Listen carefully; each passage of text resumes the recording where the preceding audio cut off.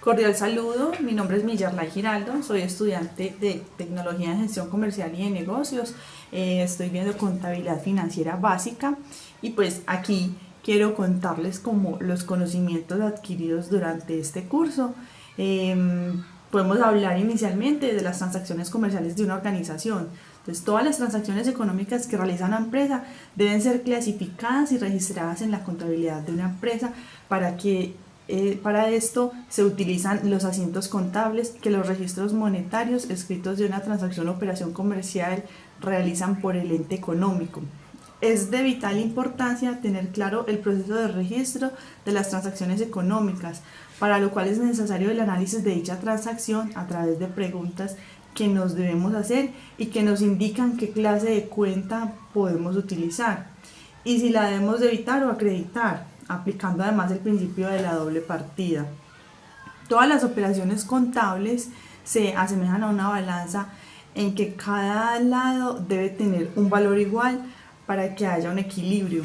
Cada operación debe tener como mínimo dos anotaciones, una en el lado izquierdo y otra en el lado derecho de la balanza, por igual valor para que no exista un desequilibrio. Este hecho es conocido como el principio de la partida doble. Las transacciones son toda operación con valor monetario que da lugar a cambios en la ecuación contable, ya sea por aumento o disminución en uno o varios de sus componentes activo, pasivo o patrimonio. Los asientos contables pueden ser simples o compuestos. Los simples son aquellos en los cuales la columna del debe es afectada por un solo registro contra otro registro único en la columna del haber. Es decir, se afecta una sola cuando en el debe y una en el haber. Los asientos compuestos son aquellos en los que las columnas del debe y del haber son afectadas por más de un registro monetario, es decir, en una misma transacción se afectan una o varias cuentas en el debe y una o varias cuentas en el haber. Como concepto de una cuenta podemos decir que es el nombre que se utiliza para registrar en forma ordenada las operaciones que diariamente realiza una empresa. Cuenta es el registro de valores homogéneos relativos a una persona o cosa bajo el título apropiado que facilita la interpretación de las operaciones en los libros. Cuenta es un término usado en contabilidad para designar derechos, bienes, obligaciones y resultados. En ella se hacen registros sistemáticos y análogos que permiten la interpretación de las operaciones de un ente económico. Las partes de una cuenta podemos decir que son el título, nombre, la fecha, la descripción que corresponde al detalle o concepto por el cual se está registrando. El debe en la columna de la izquierda, donde se anotan los valores que se debitan o cargan y constituyen un aumento, es decir, el débito. El haber, columna de la derecha, donde se registran valores que se acreditan o abonan y constituyen una disminución, es decir, el crédito. Saldo lo constituye la diferencia entre el debe y el haber y puede ser saldo deudor cuando los débitos son mayores que los créditos. Saldo acreedor si la suma de los créditos es mayor a lo de los débitos. Bueno, cuentas reales o de balance, también las vimos, son las que representan valores tangibles como las propiedades y las deudas. Forman parte del balance de una empresa. Las cuentas reales a su vez pueden ser activo, pasivo o patrimonio. Activo es la cuenta que nos representa todos los bienes y derechos apreciables en dinero de propiedad de la empresa. Se entienden por bien, entre otros, el dinero en bancos o en caja, las mercancías, los muebles y los vehículos. Por derechos, las cuentas por cobrar y todos los créditos a su favor.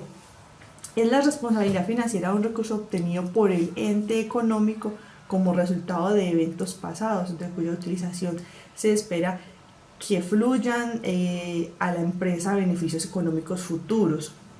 Características de los activos: estar en capacidad de generar beneficios o servicios, estar bajo el control de la empresa, generar un derecho de reclamación. Bueno, En cuestión de pasivos, es la cuenta que representa todas las obligaciones contraídas por la empresa para su cancelación en el futuro.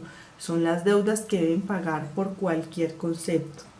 Es la representación financiera de las obligaciones presentes del ente económico derivadas de eventos pasados, en virtud de la cual se reconoce que en el futuro se deberá transferir recursos o proveer servicios de otros entes. Las características de los pasivos.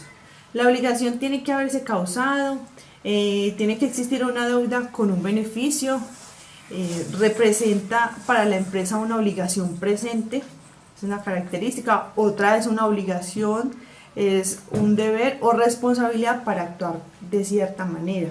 Las obligaciones pueden ser legalmente exigibles como consecuencia de un compromiso contractual o de un requerimiento estatutario. Las obligaciones surgen también de prácticas normales de negocios, del deseo y de la costumbre de mantener buenas relaciones de negocios o de actuar de una manera equitativa. Una obligación normalmente surge solo cuando un activo es entregado o la empresa acuerda irrevocablemente la adquisición de un activo.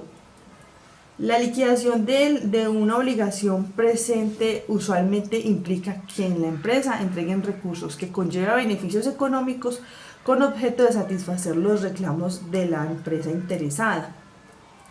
En patrimonio podemos decir que es la cuenta que representa los aportes del dueño o de los dueños para constituir la empresa y además incluye las utilidades y reservas. Matemáticamente se calcula por la diferencia entre el activo y el pasivo. Características del patrimonio. Está constituido por el aporte inicial y el aporte adicional de los propietarios de la empresa. Se incrementan con las utilidades y se disminuyen con las pérdidas del ejercicio contable. Representa los recursos invertidos por los dueños de la empresa. Esas características también son iguales al activo total menos el pasivo total. También podemos decir que el derecho de los dueños de la empresa es un derecho residual porque los derechos de los acreedores tienen propiedad desde el punto de vista legal. Son aportes efectuados por el propietario, utilidades provenientes de las operaciones del negocio. También la disminución del patrimonio es una empresa. En una empresa se origina de dos maneras: retiros de dinero y otros activos por parte de los dueños de la empresa. Pérdidas provenientes de operaciones improductivas de la empresa. Bueno, acerca del balance general, podemos decir que es el informe básico que muestra la situación financiera de un ente económico. Es en una fecha determinada. Contiene información sobre los activos, pasivos y patrimonio, los cuales deben relacionarse unos con otros para reflejar dicha situación financiera. Con respecto al inventario periódico, el sistema de inventarios periódicos, como su nombre lo indica, realiza un control cada determinado tiempo o periodo, y para eso es necesario hacer un conteo físico para poder determinar con exactitud la cantidad de inventarios disponibles en una fecha determinada. Como conclusión general de este curso, podemos decir que la contabilidad permite registrar los hechos económicos que realiza una empresa, y gracias a ese registro es posible conocer el estado financiero y económico de la empresa. La contabilidad es la que ha permitido saber cómo una empresa obtiene sus ingresos, cómo gasta el dinero, qué activos tiene, entre otras actividades. También podemos concluir la importancia que tiene la contabilidad. Tradicionalmente, la contabilidad se ha definido el lenguaje de los negocios, porque el hecho de ser dentro de la organización una actividad de servicio encargada de identificar, medir y comunicar la información económica permite a los diferentes usuarios formular juicios y tomar decisiones. Asimismo, también se puede concluir que la contabilidad es un sistema de información integrado a la empresa, cuyas funciones son recolectar, clasificar, registrar, resumir, analizar e interpretar la información financiera de la organización. Las actividades de la clasificación, registro y resumen son de carácter rutinario y repetitivo y no constituyen funciones finales de la contabilidad. El desarrollo y la sistematización de la contabilidad ha liberado al contador de esta fase del proceso, permitiéndole dedicar más tiempo a las labores de mayor importancia, como el análisis e interpretación de la información.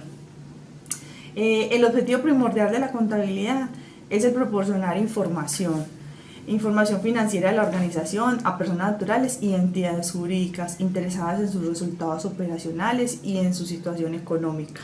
Los administradores de las empresas, los accionistas, el gobierno, las entidades crediticias, los proveedores y los empleados son personas e instituciones